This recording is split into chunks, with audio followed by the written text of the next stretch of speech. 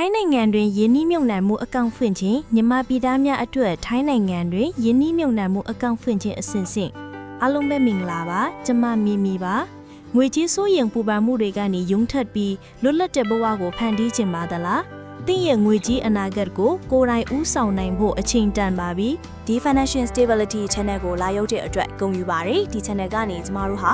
ခိုင်မာတဲ့ပန်တိုင်ရေးတည်ငြိမ်မှုကိုတည်ဆောက်နိုင်ဖို့အတွက်လိုအပ်တဲ့ view ဟာတွေနီးလောင်းတွေကိုအမြဲမပြဝေမျှပေးနေပါလေမင်္ဂလာပါကိုဗျာမင်္ဂလာပါမေမေအားလုံးပဲမင်္ဂလာပါကျွန်တော်မောင်ပြပါဒီနေ့ပြောမယ့်အကြောင်းအရာကတော့အငိမ့်စားစီမံကိန်းအကြောင်းစတင်ရင်းနှီးမြှုပ်နှံခြင်းနေပြီ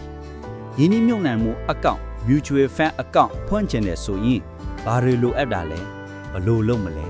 ရင်းနှီးမြှုပ်နှံမှုအကောင့်ဖွင့်တဲ့နည်းလမ်းတွေကိုအသေးစိတ်ရှင်းပြပေးပါမယ်ကိုဗျာအငိမ့်စားစီမံကိန်းအကြောင်းပြောပြီးတဲ့ကကျမ Interest Friends တွေမှာစတင်ရင်းနှီးမြှုပ်နှံခြင်းနေပြီးထိုင်းမှာအလုံးလုံးနေရဲ့ကျမတို့လိုမြန်မာပြည်သားတွေအတွက်ဘဏ်မှာရင်းနှီးမြှုပ်နှံမှုအကောင့် Mutual Fund အကောင့်ကိုဘယ်လိုဖွင့်ရမလဲဆိုတာလက်တွေ့ကျကျရှင်းပြပေးပါအောင်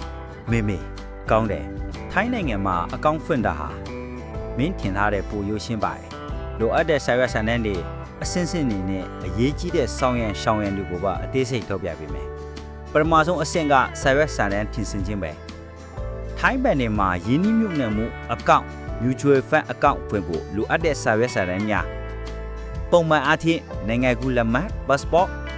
အလုပ်လုပ်ခွင့်လက်မှတ်ကတ် work permit ဒါမှမဟုတ်ပန်းရောင်ကတ်သို့မဟုတ်နေထိုင်ခွင့်အထောက်အထားထော်ရ38နိုင်လစဉ်ဝင်ငွေစာရွက်ဒါမှမဟုတ်ပန်းဆိုင်ရှင်းတန်းတွေလိုအပ်တယ်ယင်းနှိမ့်မြုံနှံမှုအကောင့် mutual fund အကောင့်ဖွင့်ဖို့ဘယ်ဘဏ်တွေဖွင့်လို့ရလဲရှင်ဘဏ်တိုင်းမြည်သည့်ဘဏ်တွေမဆိုအကောင့်ဖွင့်လို့ရပါတယ်ဥပမာKasigon Band တို့ SCB တို့ Kron Thai တို့လည်းဖွင့်လို့ရပါတယ်ကျွန်တော်3လကတော့ Kron Thai ပေါ့နော်ဒီဘဏ်တွေခက်မှာအားလုံးက S&P 500မှာယင်းနှိမ့်မြုံနှံလို့ရပါတယ်အကြံပြုချက်ကယင်းနှိမ့်မြုံနှံမှုကိုဘဏ်ရဲ့ securities သို့မဟုတ် assets management ဌာနတွေကကိုင်နေတာပါကိုဖွင့်လို့တဲ့ဘဏ်ကိုဖုန်းဆက်ပြီးဘယ်ဘဏ်ခွဲမှာအဲ့ဒီဝန်ဆောင်မှုပေးလဲဆိုတာကြိုတည်ထားရင်အချင်းကုန်တတ်တာမယ်ဟုတ်တယ်ဆုံးရှုံးမှုဘယ်လောက်ခံနိုင်မလဲဆိုတဲ့ဖောင်ဖိခိုင်းတာအရေးကြီးတယ်လို့ကြားဘူးတယ်မှန်တယ်အဲ့ဒါကို investor suitability test လို့ခေါ်တယ်ဒီမေးခွန်းတွေကမင်းရဲ့ရင်းနှီးမြှုပ်နှံမှုအတွေ့အကြုံနဲ့စွမ်းစားနိုင်စွမ်း risk tolerance ကိုသိရှိဖို့ပါရလဒ်ပေါ်မူတည်ပြီးဘဏ်အရာရှိတာမင်းနဲ့ think for the fan မျိုးစားကိုအကြံပြုပါလိမ့်မယ်မင်းလိုချင်တဲ့ S&P 500 လို့ index fund တွေကပုံမှန်အားဖြင့်အလယ်လက်မှအမြင့်စွမ်းစားရတဲ့အမျိုးအစားတွေမှာပါဝင်တယ်ဒါကြောင့်ဒီ test ကိုဖြည့်တဲ့အခါစွမ်းစားနိုင်စွမ်းရှိသူaggressive ဒါမှမဟုတ် moderate အထိရွေးချယ်နိုင်ဖို့လိုအပ်တယ်။အကောင့်ဖွင့်ပြီးနေဟာ3ရက်ကြာရင်မင်းရဲ့ bank app ချက်က investment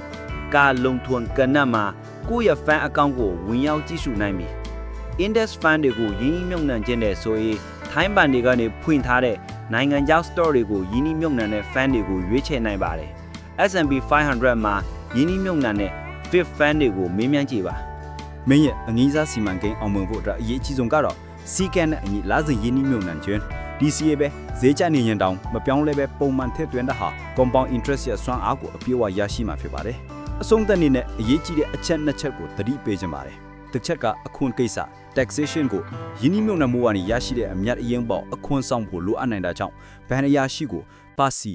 tax ကိစ္စတေချာမြင်မြန်ပါနှစ်ချက်ကကုန်ကျစရိတ် fees က fund တစ်ခုချင်းစီမှာစီမံမှန်ကွက်မှု fee management fee ကာထမ်နင်ဘယ်လောက်ယူလဲဆိုတာကိုတေချာမေးမြန်းပြီးမှရွေးချယ်စင်ပါတယ်ကျေးဇူးတင်ပါတယ်ကိုဗျာလိုအပ်တဲ့စာရွက်စာတမ်းဘယ်ဖန်ရွေးရမယ် DCA ဘယ်လောက်အရေးကြီးတယ်ဆိုတာအခုကျမတိတိကျကျရှင်းသွားပါပြီကျမရဲ့ငွေကြေးလွတ်လပ်မှုပန်းနိုင်စီကိုစတင်ခြေလှမ်းဖို့ကတင်ထိနေပါပြီ